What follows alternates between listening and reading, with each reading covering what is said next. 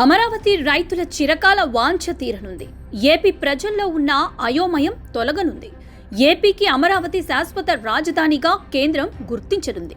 ఈ మేరకు డిసెంబర్లో పార్లమెంట్లో అమరావతి రాజధానిగా చట్టం చేయనున్నారు. చట్టబద్ధత కల్పించనున్నారు. గత అనుభవాల దృష్ట్యా భవిష్యత్తులో మరోసారి అటువంటి పరిస్థితులు తలెత్తకుండా చట్టబద్ధత కల్పించాలనేది చాలా ఏళ్లుగా వినిపిస్తూ వస్తోంది. ఇప్పుడు ఏపీలో టీడీపీ కూటమి ప్రభుత్వం ఉండటం, ఆపై కేంద్రంలో కీలక భాగస్వామి కావడంతో అమరావతికి చట్టబద్ధత అనేది సులువవుతోంది.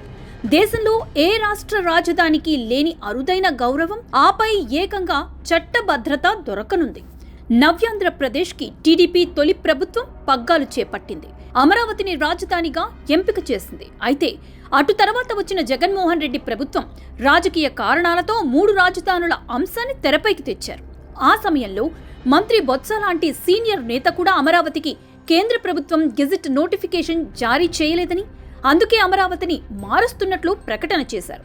అప్పట్లో కేంద్ర ప్రభుత్వం సైతం ఈ విషయంలో కలుగ చేసుకోలేదు. రాష్ట్రాల రాజధానుల ఏర్పాటు అనేది ఆయా రాష్ట్ర ప్రభుత్వాల నిర్ణయంపై ఆధారపడి ఉంటుందని, అందులో కలుగ చేసుకోలేమని ప్రకటించింది. టీడీపీతో బీజేపీకి ఉన్న విభేదాలతోనే అలా ప్రకటన చేసిందని అంతా భావించారు. అయితే చాలా సందర్భాల్లో అమరావతిని రాజధానిగా కేంద్రం గుర్తించిందన్న ప్రకటన వచ్చేది అప్పట్లో. అంతకు మించి స్వాంతన ఉండేది కాదు. అయితే తాజాగా కూటమి అధికారంలోకి వచ్చిన తర్వాత అమరావతి రాజధాని నిర్మాణ పనులు పునఃప్రారంభమయ్యాయి. కానీ అమరావతిపై అనుమానపు ఛాయలు అలాగే ఉండిపోయాయి.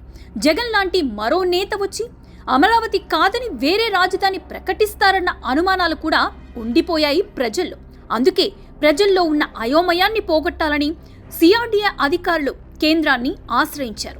అమరావతి రాజధానికి చట్టబద్ధత కల్పిస్తూ గెజిట్ నోటిఫికేషన్ జారీ చేయాలని పార్లమెంట్లో చర్చించి ఆమోదించాలని అటార్నీ జనరల్ వెంకటరమణను కోరారు. అయితే దేశంలో ఏ రాజధానికి కూడా గెజిట్ నోటిఫికేషన్ అనేది ఇవ్వలేదని, అలా ప్రత్యేకంగా గుర్తించాల్సిన అవసరం లేదని, అది రాష్ట్ర ప్రభుత్వ అభిమతంపై ఆధారపడి ఉంటుందని చెప్పుకొచ్చారు. ప్రస్తుతం ఎన్డీఏలో తెలుగుదేశం పార్టీ కీలక భాగస్వామి.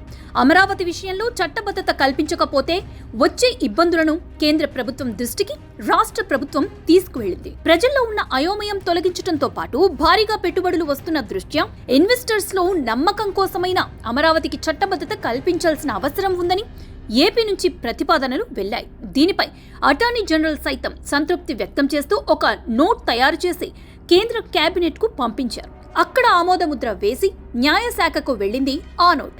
అక్కడ కూడా అనేక రకాల అభ్యంతరాలు అధిగమించి ప్రస్తుతం హోంశాఖ పరిధిలో ఉంది. డిసెంబర్లో జరిగే పార్లమెంటు సమావేశాల్లో అమరావతి బిల్లు చర్చకి రానుంది. తప్పనిసరిగా చట్టబద్ధత కల్పిస్తూ కేంద్ర ప్రభుత్వం ప్రకటన విడుదల చేసే అవకాశం ఉంది. నిజంగా ఇది అమరావతికి శుభ పరిణామమే.